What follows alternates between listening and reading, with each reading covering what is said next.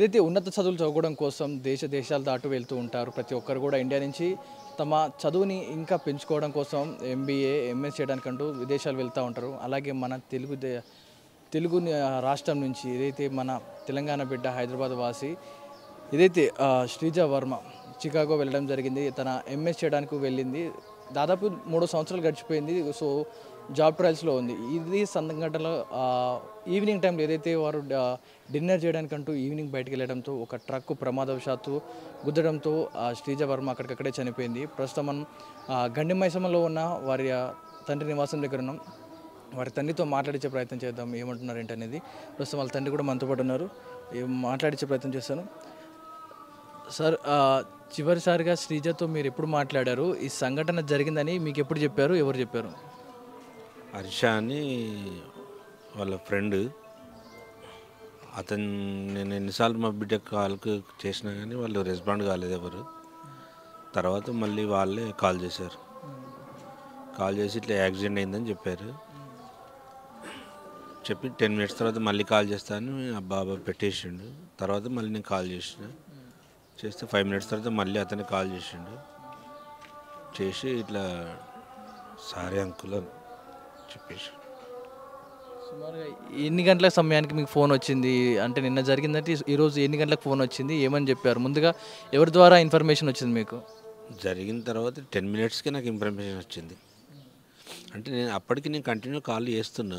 8:30 నుంచే కాల్ చేస్తే phone response కాలేదు. ఆమె ఫోన్ లిఫ్ట్ చేయలేదు. లిఫ్ట్ చేయకపోయేసరికి నేను కంటిన్యూ కాల్ చేస్తున్నా. అప్పటికే యాక్సిడెంట్ అయింది. యాక్సిడెంట్ అయినాక 10 minutesకే నేను కాల్ చేసిన. వాళ్ళు భయపడి ఫోన్ లిఫ్ట్ చేయలేదు ఎవరు. తర్వాత మళ్ళీ వాళ్ళే రిటర్న్ కాల్ చేసి అంబులెన్స్లో ఇప్పుడే లోపల తీసుకెళ్ళారు. 10 minutes తర్వాత నేను కాల్ చేస్తాను బాబు ఫోన్ కట్ చేసాడు. భయపడ్డాడు ఆయన. నాకు చెప్పలేకపోతున్నాడు అతను. తెలుసా అబ్బాయి. మళ్ళీ 5 నిమిషాల తర్వాత నేను కాల్ చేసిన. మళ్ళీ కాల్ చేస్తే లిఫ్ట్ చేసిండు. సారీ అంకుల్ అన్నాడు. అనగానే అసలు ఏం చేయాలో నాకు అర్థం కాలేదు అప్పుడు. తర్వాత మళ్ళీ 10 నిమిషాల తర్వాత మళ్ళీ కాల్ చేసిన. మా చిన్న అమ్మాయి కూడా అక్కడే ఉంటుంది, వేరే స్టేట్లో ఉంటుంది. ఆమెకు కాల్ చేస్తే ఆమెకు కూడా సేమ్ యాక్సిడెంట్ అయింది, సీరియస్ ఉంది, వచ్చేసేయని చెప్పారట వాళ్ళు. ఈమె నాకు ఒకసారి కాల్ కనెక్ట్ అయింది. మళ్ళీ తర్వాత ఆమెది కాల్ పని చేయలేదు. నేను చేయలేదు. ఆమెకి చిన్న పాప కదా, భయపడుతుంది. నేను కాల్ చేయలేదు. వీళ్ళతోనే టచ్లో ఉన్నా. చనిపోయిందని చెప్పారు వాళ్ళు. ప్రమాదం ఎలా జరిగిందని చెప్పారు? ఫోన్ చేసినప్పుడు ఏం జరిగింది, ఏ సమయం ఎలా జరిగిందని ఏమైనా చెప్పారా? అవన్నీ డీటెయిల్స్ వాళ్ళు ఏం చెప్పలేదు. రోడ్ క్రాస్ అవుతుంటే బండి కొట్టేసి వెళ్ళిందని చెప్పారు. డ్రైవర్ని అరెస్ట్ చేసిరని చెప్పారు. అంత మట్టుకే తెలుసు. ఇప్పుడు ఇవాళ మార్నింగ్ పోస్ట్ మార్టం అయింది. అక్కడ పోస్ట్ మార్టం అయితే కానీ మనకేం తెలియదు. చివరిసారిగా శ్రీజ ఎప్పుడు వచ్చింది మన ఇండియాకి, హైదరాబాద్కి ఎప్పుడు వచ్చి వెళ్ళింది? ఎప్పుడు చూసారు చివరిసారిగా మీరు ఆమెని? 1 year అవుతుంది ఆమె వచ్చి వెళ్ళి. 1 year కింద వచ్చింది. ఎప్పుడు వచ్చింది? ఏ సందర్భాల్లో వచ్చింది? మళ్ళీ ఎన్ని రోజులు ఉంది మీతోటి? స్టడీ ఇంకా 6 months ఉందనగా వచ్చింది. మళ్ళీ 2 months ఉంది, వెళ్ళిపోయింది. 2 months ఉండి వెళ్ళిపోయింది. సో చివరిసారిగా మీరు ఫోన్లో మాట్లాడినప్పుడు ఎప్పుడు ఫోన్ చేసి మాట్లాడారు? రోజు 9:30, 10కి కాల్ చేస్తాం. వీడియో కాల్ ప్రతిరోజు చేస్తాం. రోజు మాట్లాడుతున్నాను వీడియో కాల్. నేను చివరిసారిగా మాట్లాడినప్పుడు ఏం చెప్పింది సార్? ఏం మాట్లాడింది మీతోటి? ఇంటి దగ్గరే ఉంది. వాళ్ళ చెల్లె గురించే కొంచెం భయపడ్డది. మా చెల్లి ఎట్లుంటుందో అని అదొకటే చెప్పింది అంతే. కామన్గా రోజు కాల్ చేస్తాం కాబట్టి ఎక్కువేం మాట్లాడలేదు. అక్కడ ఎంబసీ అధికారులు ఎవరన్నా మీతో స్పందించారా? ఎవరైనా మాట్లాడారా మీతో పాటు? ఎవరు ఇప్పటివరకు అయితే కాల్ చేయలేదు. అధికారులు ఏమి ఇంకా ఏం చెప్పలేదు? ఎవరు ఏం చెప్పలేదు. అంటే పోస్ట్ మార్టం అయితే కానీ వాళ్ళు ఏం చెప్పమని చెప్పారు డాక్టర్లు. ఒకసారి మాట్లాడారు డాక్టర్లు అక్కడ. మా బాబు మాట్లాడాడు. డాక్టర్తో మాట్లాడిన తర్వాత వాళ్ళు రేపు పొద్దున పోస్ట్ మార్టం అయిన తర్వాత చెప్తామని అన్నారు. ఎలా చనిపోయింది అనేది పోస్ట్ మార్టంలో చెప్తామని చెప్పారు. శ్రీజాని ఎప్పుడు తీసుకొస్తారంట ఇండియాకి, ఎప్పుడు తరలిస్తామని ఏమన్నా చెప్పారా? ఏది చెప్పలేదు, ఏది తెలియదు. మీకు ఎలా తెలిసింది? అంటే అక్కడ వారి ఫ్రెండ్సే లిఫ్ట్ చేసి ఫోన్లో మీతో మాట్లాడి చెప్పారా, లేకపోతే ఇంక వేరే వాళ్ళ ద్వారా ఇన్ఫర్మేషన్ వచ్చిందా? వాళ్ళ ఫ్రెండ్సే ఫోన్ లిఫ్ట్ చేసారు. ఇద్దరు డిన్నర్కి వెళ్ళారు, రూమ్మేట్స్. డిన్నర్ చేసి రిటర్న్ రోడ్ క్రాస్ అవుతుండగా మా శ్రీజకి తగిలింది బండికి. ఆ అమ్మాయికి ఏం కాలేదు, కానీ ఆమె కూడా కొంచెం అన్కాన్షియస్లో ఉందట. ఆమెకు బండి తగలలేదు, టెన్షన్ అయ్యి వాళ్ళ ఫ్రెండ్స్కి కాల్ చేసి వాళ్ళు వచ్చి తీసుకెళ్ళారు, అంబులెన్స్లో తీసుకెళ్ళారు. వాళ్ళు ఎంబడి ఉన్నారు. మా శ్రీజ ఫోను హర్ష అనే అబ్బాయి దగ్గర ఉంది. ఆ బాబు మేము ఫోన్ చేస్తే ఆయన లిఫ్ట్ చేసి చెప్పిండు ఇట్లా జరిగింది, 10 minutes తర్వాత కాల్ చేస్తా అన్నాడు. మళ్ళీ 5 minutes కాల్ చేస్తే చనిపోయిందని చెప్పి. మీరు మాట్లాడినప్పుడు ఇండియాకి ఎప్పుడు తిరిగి వస్తానని చెప్పేది, మీతో మాట్లాడినప్పుడు ఎప్పుడు వస్తాను అక్కడి నుంచి వస్తానని చెప్పింది ఎప్పుడైనా? జాబ్ వచ్చిన తర్వాత నేను వస్తాను, జాబ్ వచ్చేదాకా రానున్నది. ఇంకా జాబ్ రాలేదు. జాబ్ గురించి జాబ్ వచ్చి 6 months చేసిన తర్వాత వస్తాను.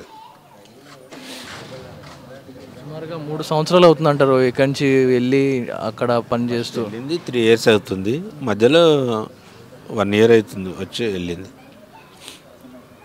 1.5 year తర్వాత వచ్చింది, 2 months ఉంది వెళ్ళిపోయింది. శ్రీజ మదర్ ఏమంటున్నారండి అసలు విన్నప్పుడు, ఆమె సిచ్యువేషన్ ఏంటి ఇప్పుడు? ఆమె చాలా ఘోరంగా పరిస్థితి. అసలు ఆమె ఏం చేస్తుందో ఆమెకే అర్థమవుతలేదండి. ఆమె మీద ఒక టెన్షన్ ఉంది, మెంటల్గా చాలా డిసప్పాయింట్ అయిపోయింది. వాళ్ళ బ్రదర్తో కూడా ఒకసారి మాట్లాడించే ప్రయత్నం చేస్తాను. ఒకసారిగా బ్రదర్, మీతో శ్రీజ ఎప్పుడు మాట్లాడేది, మీ బాండింగ్ అంటే ఎలా ఉండేది? చివరిసారిగా మీతో ఎప్పుడు మాట్లాడింది? ఒక 2 days బ్యాక్ ఏమో మాట్లాడినా, తనకు నార్మల్గా వేరే ఇన్ఫర్మేషన్ కోసం కాల్ చేసా, వస్తాను తొందరగా ఇండియాకి అని చెప్పింది. ఇప్పుడు మార్నింగ్ కూడా ఇంటికి వచ్చినాక, అంటే ఇప్పుడు డాక్టర్స్ డెడ్ డిక్లరేషన్ చేసినప్పుడు నాకు వీడియో కాల్ మాట్లాడినండే. వాళ్ళు చెప్పారు ఏంటంటే ఒక 20 minutes CPR ట్రై చేశారంట. ఈవెన్ వాళ్ళు కూడా క్లారిఫికేషన్ లేదు లైక్ ఎలా అయింది అని చెప్పి, అంటే దేని డెడ్ అయిందని చెప్పి. ఐదర్ స్పైన్కి తాకిందని వాళ్ళే అంటున్నారు, మళ్ళీ మేబీ కార్డియాక్ అరెస్ట్ కూడా అయి ఉండొచ్చు అని చెప్పారు. ఇంకా టాప్సీకి పంపించారు, ఆ టాప్సీ తర్వాతనే ఇంకా డీటెయిల్స్ ఫర్దర్ ఇన్ఫర్మేషన్ ఇస్తామని చెప్పారు. మీ వీడియోస్లో చూసాం, డాక్టర్తో వాళ్ళు కూడా మాట్లాడారు. అది ఏం చెప్పారు అతను? అక్కడి నుంచి ఏం ఇన్ఫర్మేషన్ ఇచ్చారు? డాక్టర్లు ఏమంటున్నారు? ఇంజరీస్ ఏమైనా చెప్తున్నారు? అది నేను అడిగినాను నార్మల్గా, లైక్ బయట ఏమైనా ఇంజరీస్ అయినా అంటే, లేదు ఇంజరీస్ అయితే ఏం కాలేదు, ఓన్లీ స్పైన్కి తాకింది, స్పైనల్ కార్డ్ తాకి ఉంటుంది, లేదంటే కార్డియాక్ అరెస్ట్ అయి ఉండొచ్చు, అది మేము చెప్పలేము.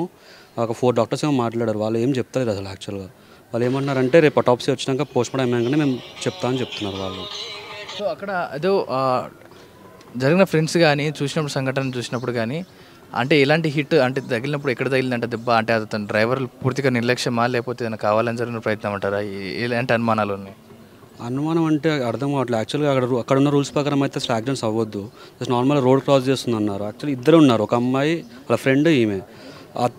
తను అంటే అక్కడ స్పాట్లో ఎవరు లేరు, వేరే ఫ్రెండ్స్ కూడా ఇద్దరు ఉన్నారు. ఈమె చాలా ట్రామాకి వెళ్ళిపోయింది, అంటే వేరే అమ్మాయి, ఆమె మాట్లాడట్లేదంట. వేరే ఫ్రెండ్స్ని అడిగితే మాకు ఏం తెలియట్లేదన్న, అక్కడ ఏ స్ట్రీట్లో అయిందో కూడా తెలియదు, కానీ డ్రైవర్ అరెస్ట్ చేశారు, కేసు రిజిస్టర్ అయిందని చెప్పి చెప్తున్నారు అంతే. ఇంకా ఆ ఇన్ఫర్మేషన్ మాత్రమే మాకు తెలుసు.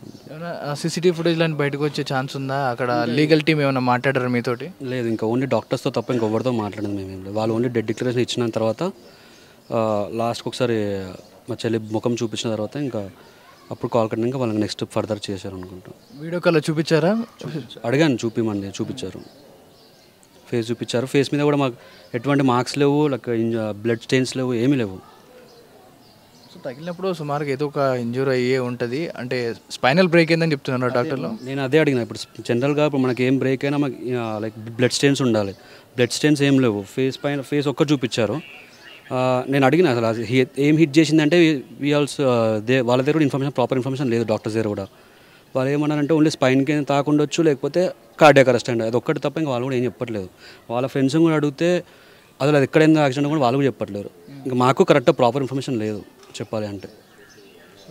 ఎంబసీ అధికారులు ఏమైనా మాట్లాడే ప్రయత్నం చేస్తారు ఇండియా ఎంబసీ నుంచి కానీ, ఎందుకంటే అక్కడ పోస్ట్ మార్టం పూర్తయిన తర్వాత సీజన్ ఇక్కడ వరకు తీసుకురావడానికి కొంచెం చాలా ప్రాసెస్ ఉంటుంది కాబట్టి అధికారులు అక్కడి నుంచి ఏమైనా ఇన్ఫర్మేషన్ ఇచ్చారా, మీకు టచ్లోకి వచ్చారా?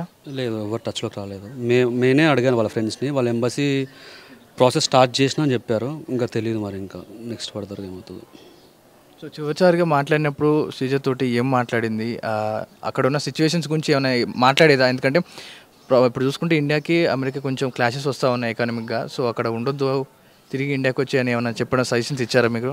లేదు, అట్లేం మాట్లాడలేదు. నార్మల్ రెగ్యులర్ టాక్స్ ఎట్లా మాట్లాడతాం అంతే మాట్లాడము. కాకపోతే వస్తా అన్నది ఇండియాకి, జాబ్ వచ్చిన తర్వాత వద్దామని ప్లాన్లో ఉంది అంతే. సుమారుగా 3 years అవుతుంది అంటున్నారు. లాస్ట్గా ఇండియాకి వచ్చినప్పుడు ఏ సమయంలో వచ్చింది, ఏ సందర్భంలో వచ్చింది ఇక్కడికి? అంటే నార్మల్ అదే ఇంకా కోవిడ్ టైంలో వచ్చింది. అప్పుడు హాలిడేస్ ఉండే, ఇంకా మామూలుగా వచ్చింది వెళ్దామని చెప్పి ఒక 2 months ఏమో స్టే చేసి వెళ్ళిపోయింది అంతే. ఇంకా అంటే అంతా నార్మలే ఇప్పుడు. అది అసలు అన్ఎక్స్పెక్టెడ్. అది లైక్ మేము డైజెస్ట్ అవ్వలేకపోతున్నాం. అసలు ఏం జరుగుతుందో కూడా అర్థమవుతలేదు మాకు. చాలామంది అమెరికా పంపాలంటే భయపడుతూ ఉంటారు, ఎందుకంటే అక్కడ అనవసరంగా కాల్పులు జరుపుతూ ఉంటారు, ర్యాష్ డ్రైవింగ్ అన్ని, ఆల్కహాల్ హిట్ చేస్తుంటారు, డ్రంక్ అండ్ డ్రైవ్ చేస్తూ ఉంటారు. సో ఆడపిల్లని పంపించారు. ప్రతిరోజు మీకు ఎలా ఉండే సిచ్యువేషన్, ఇక్కడి నుంచి వీడియో కాల్లో మాట్లాడినప్పుడు కూడా ఇలాంటి సజెషన్స్ ఇచ్చినప్పుడు ఎలా ఉండేది శ్రీజ, మీ రెస్పాన్స్ ఎలా ఇచ్చేది మీకు? శ్రీజ యాక్చువల్ చాలా స్ట్రాంగ్ అండి. అంటే ఇప్పుడు 2 చెల్లెలు ఉన్నారు. శ్రీయ ఇంకొక చిన్న ఆమె కొంచెం భయపడితే కానీ శ్రీయ చాలా స్ట్రాంగ్ ఉంటుండే. లైక్ అంటే ఫుల్ తన ప్రాసెస్ అంతా తనే చేసుకుందా, మొత్తం ఫుల్ స్ట్రాంగ్ ఉంటుండే. అంటే మాకు ఎప్పుడు అట్లాంటి భయం ఉండేది కాకపోతే, నార్మల్గా యాక్టివ్ ఉంటుండే, ఫుల్ స్ట్రాంగ్ ఉంటుండే. మాకు అట్లా భయం ఏం లేకుండా కానీ ఇలా అవుతాను మేము ఎక్స్పెక్ట్ చేయలేదు ఇంకా మాకు. రైట్, ఇది కుటుంబ సభ్యులు చెప్తున్న వివరాలు అయితే ఇలా ఉన్నాయి. ప్రస్తుతానికైతే జరిగింది, ఇంజూరీ అయ్యింది అన్నారు, ప్లస్ ఫోన్ చేశారు, తర్వాత అంబులెన్స్లో తీసుకెళ్ళడం జరిగింది. సిపిఆర్ దాదాపు 20 నిమిషాల పాటు సిపిఆర్ చేశారంట. ఆల్మోస్ట్ చాలా డాక్టర్స్ వారి ప్రయత్నాలు వాళ్ళు చేయడం జరిగింది, కానీ చివరికి సీజన్ మేము కాపాడలేమంటూ కూడా వాళ్ళు చెప్పడం జరిగింది. సో ప్రస్తుతానికైతే అక్కడ అటానమీ లోపల, మార్చరీ లోపల పోస్ట్ మార్టం అయితే నిర్వహిస్తూ ఉంటారు.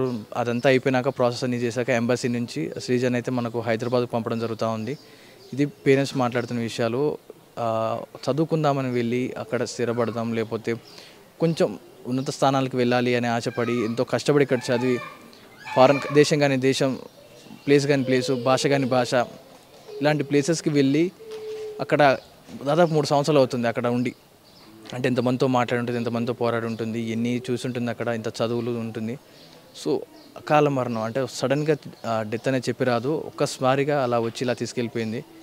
సో బాగా చదివి మంచి ఉద్యోగం తెచ్చుకొని తండ్రికి ఒక మంచి స్థాయికి తీసుకొద్దాం, గర్వించదగ్గ స్థానానికి వద్దాం అనుకున్న సీజన్ని ఒక్కసారిగా దేవుడు తిరిగిరాని లోకల్కి తీసుకెళ్ళాడు. అసలైన తొలి వెలుగు. ఫాలో వాట్సాప్ @తొలి వెలుగు official.